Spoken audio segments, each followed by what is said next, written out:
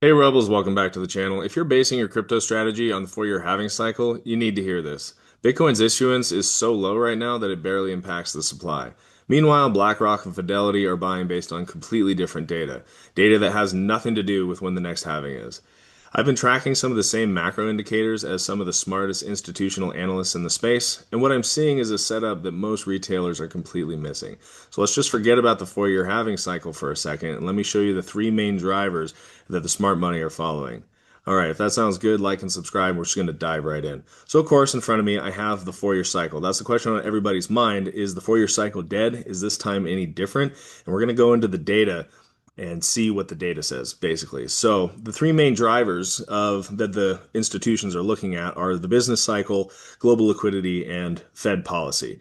Basically, they're trying to track the global liquidity. That's the big one. So one way to do this is tracking the global business cycle. What I have right here is kind of a messy chart, but this represents the global business cycle. And then here in the blue is the total crypto market cap. So if we just look closely, when we start to get into expansion in the global business cycle, that's usually typically positive for the total three. And that happened again the previous cycle here, getting positive into the business cycle. And then we have that expansion in the total three and or actually just the total crypto market. So we have this nice positive print. We just had this nice large expansion here, a little bit more convincing than these last. We've kind of just been kind of in contraction, not really going anywhere, but this was a nice positive print that we just had. So that's good news. I also plotted this data on the total crypto market just to make that a little bit easier to see. So anytime we started printing positive in the global business cycle, that's when we saw the rapid expansion of the total crypto market. So that's basically where we're sitting now. The other thing that's kind of interesting is they also coincided kind of with a breach of significant prices. We don't have data on this particular chart back here, but this was a significant high. We breached that, started getting an expansion on the business cycle, and then took off. Same thing here, coming up to a significant high, started printing positive on the global business cycle, and then went into a major expansion there. Same kind of thing here. We have these major prices that we're breaching right here and just taking positive on the uh, global business cycle. We also have the US business cycle, which I've talked about many times and have shown the correlations between this chart and the total crypto market cap. It's the same thing. When this expands, total three expands. When this contracts, it's not good for crypto. When this expands, again, expansion in the total three. And we have basically been in contraction in this index for the last several years. So the conditions just really haven't been all that great for crypto, but we've still seen expansion in things like Bitcoin, some of the majors, Bitcoin, ETH, and Solana, stuff like that.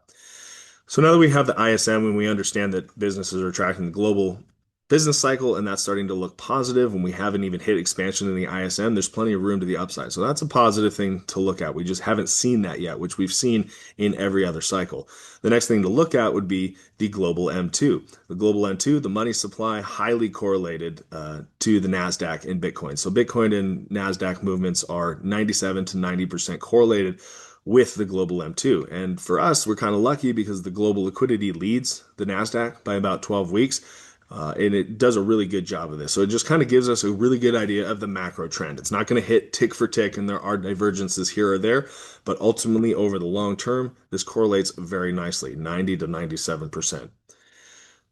I also want to explain why we care about global liquidity because effectively when we're talking about global liquidity and global liquidity increasing, what we're talking about is increased currency units in that currency. So if the Fed is easing policy and we are seeing more liquidity being added to the system, that basically means more dollars to the system, and so that is what actually lifts asset prices up. That's the important thing. So it's important to understand that before I move on. So I just kind of wanted to do a quick little math here. So if you have one Apple stock, it's worth $1, just one for one. But when you go ahead and let's say you print twice as much dollars, twice as many dollars, well, unfortunately, that dollar is pretty much worth half right now. So now that Apple stock is worth more than that dollar was. It used to be one for one. Now that Apple stock is actually buying you more than that dollar. And then you can see that in the charts. So the more currency units you add, the less valuable that dollar becomes, and your purchasing power actually increases with Apple stock over time. Your Apple stock buys you more over time because of this debasement.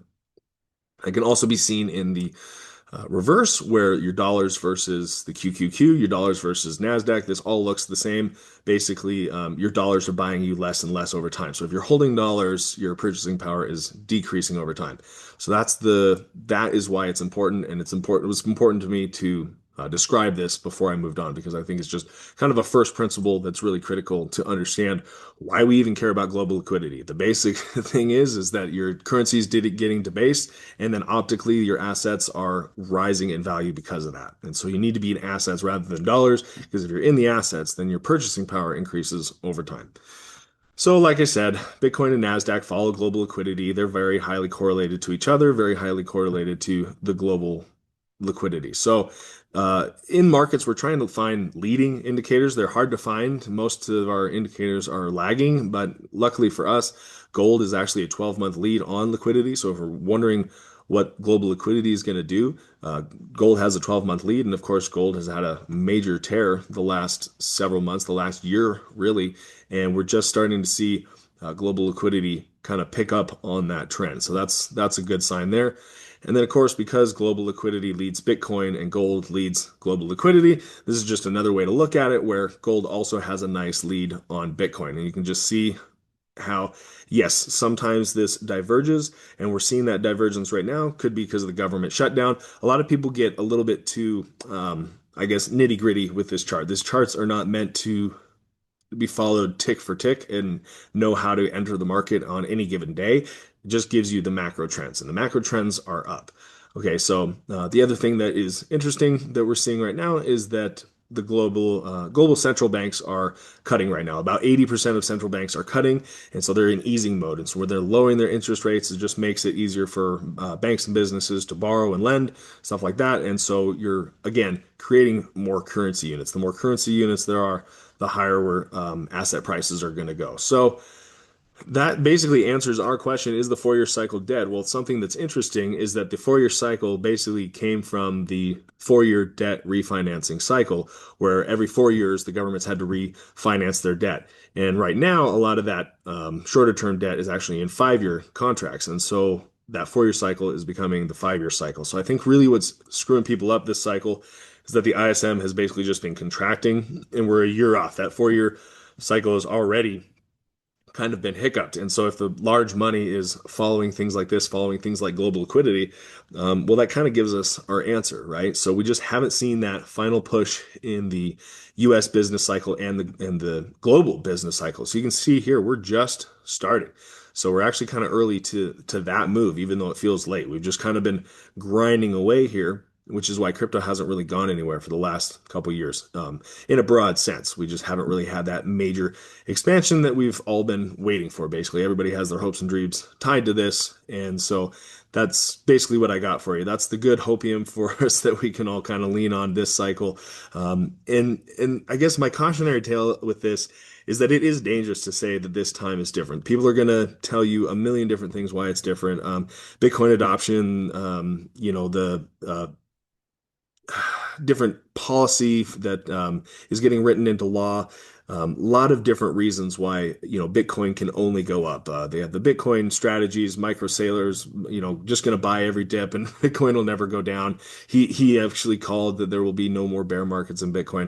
I think it's very dangerous to assume that. I think all markets are going to experience bull and bear markets, and really what we need to do, especially when the markets are fearful, is just kind of take a step back and take a little breather and look at what the data is presenting. And right now, the data is presenting for us that luckily that 90% of the price movements in Bitcoin and the NASDAQ are tied to global liquidity. So why don't we just follow global liquidity, follow the global business cycles, and until those models start breaking down, then we can assume otherwise. So I think the 4 year cycle is something that we need to keep in the back of our minds. It could absolutely happen, but the data is suggesting that really we're following these three major things, and that these three major things are what big institutions are looking at. I don't think that institutions, I've never really heard them talk about the halving much. It's really just kind of a non-event. Like there's 3 Bitcoin issued every block, which is pretty much nothing, seeing as there's so much buying of Bitcoin happening right now. So Last bit of hopium here, just kind of as a bonus. If you made it this far, thank you very much. Leave a comment down below. I appreciate this. I went into this in my weekly update, but I just wanted to mention right now that we have the same bearishness that we have right here. I've highlighted basically times of major bearishness and what typically happens, and typically happens what after extreme bearishness is some kind of expansion to the upside. And yes, we may have this to follow, but we have about 30 weeks. This was about a 30-week window from the bottom to the top before we had that crash. Everybody's waiting for that crash. It can absolutely happen, but the major bearishness right now is kind of what has me a little bit more positive. Typically, we see more upside when the bearishness gets extreme. So anyway, hopefully that was helpful. Like and subscribe if you made it this far. And we'll see you next time. Later, guys.